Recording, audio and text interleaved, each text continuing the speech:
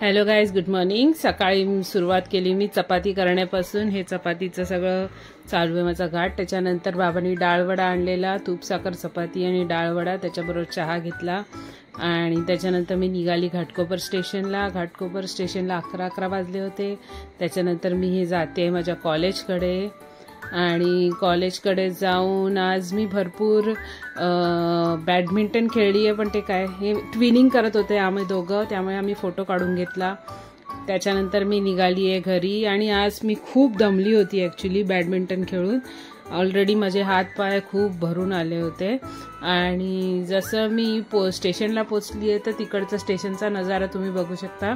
हे असं घाटकोपर स्टेशनला सगळं मला दिसलेलं आहे आणि माझ्या डोक्यात एक उत्साहाचं, म्हणजे आता बोललं की आता जय वीर हनुमान, जो बोले सोनेहाल, जे होईल ते होईल, चढा आता काय।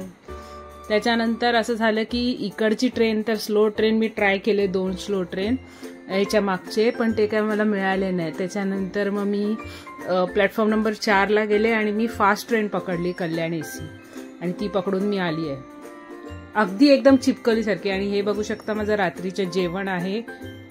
Thanks for watching.